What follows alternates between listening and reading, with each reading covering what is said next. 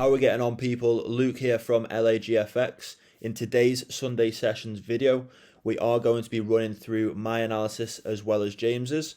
This is a series we like to do every single Sunday, so you get to see our bias for the week commencing. Watching this gives you a great opportunity to take full advantage of our bias and potentially make profit from the trades that we are looking at.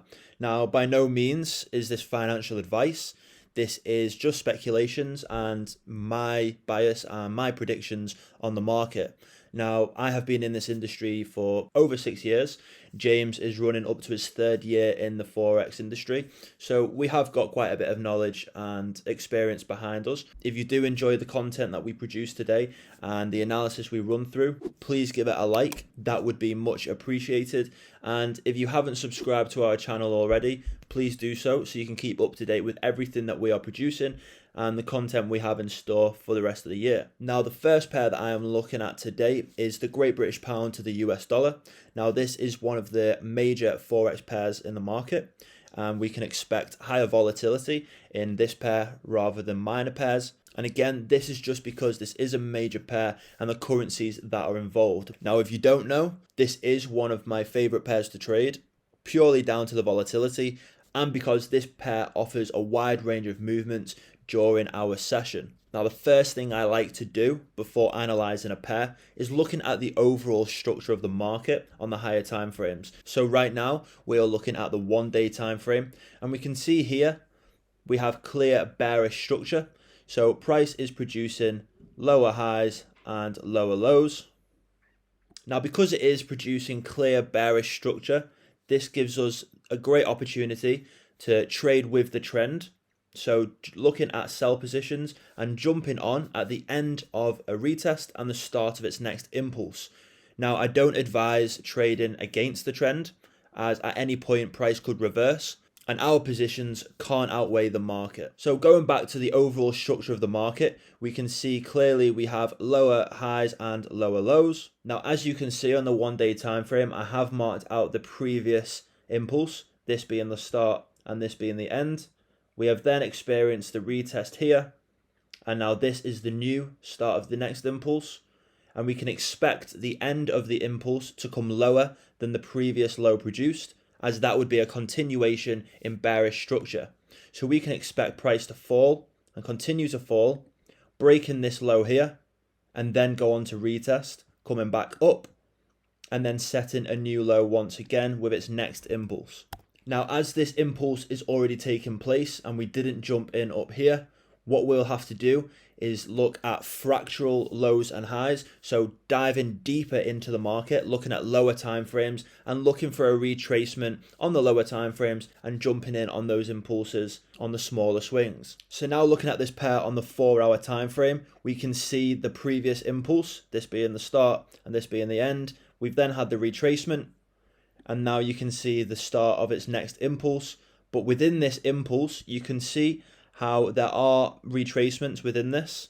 And what we can do is we can look to jump on at the end of one of these retests and riding those impulses down. Now, before we even think about placing a trade, it's important to look at points of interest and places where price could be interrupted and potentially reverse. So I have highlighted this area here as this marks previous levels of demand. Now, as mentioned earlier, looking at the 1-day time frame, we can expect price to come below this low here that I've marked out.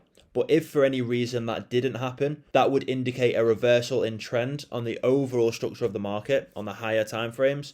And that way it would start setting in higher highs and higher lows, being bullish, and we could expect price to come back up. Now, as the overall structure of the market is bearish and we are expecting price to break lower, we can look to sell in this instance. So again, going back to the fractional lows and highs, we can see how the price has been producing bearish structure on the lower time frames as well. Now, as its current phase is its impulse, we can expect this bearishness to continue until we break this structural low here on the higher time frames. So now looking at this pair on the 1-hour time frame, we can see how this here is the retest. We've then had an impulse down, and we are currently in the retracement phase once again. Now, why is that? Well, because we haven't seen price break this structural low here. we would need to see price break the structural low before we even think about jumping on a sell position. As these lows here that have been set are higher, this tells us that the retracement phase is still in full swing. So what I like to do first and foremost is point out the structural low that's been set and basically highlight it. So we can highlight it here by drawing a horizontal line, and I've marked it in green as I know that once price breaks below this would confirm its next bearish move and we can look to sell into this market. So now that we've marked out this point and we've highlighted it given our reasoning, we can then look at moving down time frames and look to see what's going on the 5 and 15 minute. Now looking at this pair on the 15-minute time frame, we can see that structural low here, and we can see how price has failed to break below that, which tells us bullishness and the bulls are still in control of the market and price is still retesting. Now the 15-minute and the 5-minute time frames are great time frames to look at when you are looking to place and you are looking to enter in on the market. Now what I would essentially do is wait for price to come down. Once it's broken this point here, that would confirm bearishness and the start of its next impulse on the 1 hour time frame. I would wait for it to come down, wait for the retest. Once price has retested and starts to take its next impulse down, that's when I'll be looking to enter. So just to give you a rough example and an explanation as to why I would enter where I'd enter, I would wait for price to come down, break this structural low here to confirm bearishness, come up to retest, and as price falls to come back down, breaking this low once again, I would then place my position. I would have my stop loss above the most recent high that has been produced, as this will be protecting our stop loss. I like to have it a few pips above, just to give us that leeway. And then, realistically, we could have a take profit all the way down to previous level of demand. Now, as an intraday trader, I don't typically hold positions for too long. I like to be in and out within a day. So yes, I could have a take profit of 175 pips, but I'd probably be reasonable and I'd have a take profit around 60 pips, giving me a 3-to-1 on this trade. And then I would look to re-enter on the end of its next retest and the start of its next impulse. So just to summarize on this pair, my overall bias is to sell. The Great British Pound to the US dollar is producing us with clear bearish structure on the 1-day time frame and the lower time frames, obviously retesting in between. So again, what I'll be looking to do is jump on the end of a retest and the start of its next impulse. Now, like I did last week, I only analysed one pair, and that's because I don't want this video to be too long. I don't want to bore people. It can be quite boring looking at someone else analysing the charts, but hopefully I have given you a nice tip for the week, and you can jump on the Great British Pound to the US dollar and capitalise on a sell position. If you do want to check out more of my analysis, please join our free Learning Lounge group chat. Link is in the description. As I said, it's completely free to join. Simply click on the link and it'll take you straight through to the group chat. We post all of our analysis in there, as well as any trades that we place personally. We always share our results and even the parameters we've set in place. This group chat is great for those who are looking to learn and also those with knowledge already in Forex. Now, I hope you've enjoyed my technical analysis on this pair. What I'm going to do is pass you over to James, our head analyst at LAGFX, and he is going to run over some of the pairs that he is looking at for the coming week. Again, thank you guys for watching, and I'll pass you over now. Hey guys, hope we're all doing well. Thank you, Luke, for passing over to me. So to start off my section, I'm actually going to be running through the Australian dollar to the US dollar. This is what I went through in the last Sunday session video. If you remember, I did a full top down on this market, so I'm coming back to it this time round. I'm going to update you on exactly what has happened with price, with structure. So the first thing to note is that in the last trading week, we actually had the US dollar appreciate massively. So with this market being a US dollar quoted one, you will see that our movement down that we've had this week, which I'll run through, was done so with very high volume, very high volatility, which therefore decreased our opportunities in terms of getting in on sell position. So if we look back, we were about to displace this low. This is where we were last week. Now, what I was hoping for was the displacement of this low, like we saw if we draw that out. We see the displacement there. And straight after this displacement, we see the price does begin to trade back up I was expecting price to at least tap into this entire move up and hopefully get a 50% mitigation. You see that lines up quite nicely with my more refined zone. Of course, price didn't have enough demand in the market to actually reverse and retrace that far up. I'm going to make the assumption that with all the fundamentals that came out for the US dollar, that is the reasoning behind it. We just could not introduce enough demand. Whilst on top of that, the currency valuation for the dollar was exponentially increasing. So moving forward, looking into this coming trading week, we have just broken the extreme low in the market that was set in that daily structure. If you remember the first time frame I was on, I actually was looking mainly at this higher time frame bearishness we were in, and this was the previous lower low we'd set in the market. I was hoping that after the mitigation of this supply zone, we were eventually going to make that run lower. And if you remember correctly, that's the position we were trying to get involved with, hopefully having a sell position from here all the way down to this low. Now that it's been displaced already, all we're really going to have to wait for is just let price continue trading down until it reverses, starts making those displacements to the upside.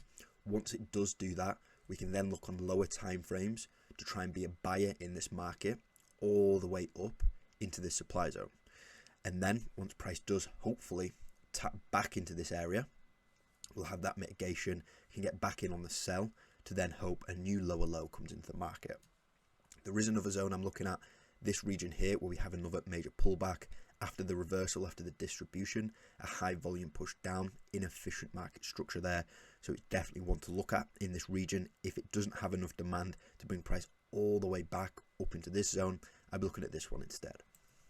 So now hopping on over to the gold market, XAU USD. Again, as I said, with the US dollar appreciating quite nicely last week, this is another one of those quote markets that has depreciated nicely. So for a while now, I was watching this region where we had a level of liquidity, so we were inducing sellers into the market. I knew before any movement lower, we were going to have to manipulate this entire area, inject some momentum, and further manipulate people at the market. So the run here, not only does it manipulate all the sellers, but if you analyze the wicks of this movement, we see that price sets this high up here. Then what happens? It trades back down, basically signifying a break and retest of this support or resistance turn support, sorry. After doing so, we then have that movement higher. We break the high. Now, to a lot of people watching this on slightly lower time frames, technical traders, they're seeing this as an opportunity to place some long positions and profit from them moving forward. However, using smart money conceptualizations, I knew that all this had the purpose of doing was injecting some momentum for that downside movement. After doing so, we started to break lower, had these displacements. I was hoping to see price reverse, retrace back into this region to get that mitigation. Again, gold does have a tendency to just have these large drops. Once people start putting on those short positions, a lot of people hop on, ride the wave down. So as price was moving lower with that high volume, it's just now looking for opportunities to be a seller. So this now is arguably a structural point. So what we can try and do is expect this structural point to hold, try and find a sell somewhere within these regions at the top, and then continue riding that down all the way down into my final target, which I will show you now. If this is broken though, however, I would then expect that wider scheme retracement all the way back up into this region. So quickly hop into this daily time frame. I'm basically doing this just to show you exactly why it is that my final target's down here. You see, we have a lot of liquidity lows. Now, in my eyes, if price is ever going to make a move higher and we're ever going to reverse this now bearishness in the gold market, we are going to have to run this liquidity. There's no point in us leaving this liquidity, taking the market higher, because at some point we are going to have to come back and run that. So we may as well do so now before any movement higher occurs. I am just assuming that with these constant lower highs, there's slowly being more and more supply introduced into the market until the smart money operators believe there's enough supply to run us all the way down here, still 1,000 pips away, bearing in mind, and running this liquidity low. So really quick update now on the euro to the US dollar. Quite similar to the last two markets we've been looking at, as they are dollar quote currencies. What's happened is we've had that market plummet quite nicely. Now from this point, Again, as I was looking at with the other two markets, we're just waiting for that retracement to come, the reversal, the accumulation to bring price higher, introduce some demand into the market to mitigate some of these positions. So I have two here, depending on how much demand we end up introducing. I think this one here is the most likely, as this is a very inefficient structure on the move down.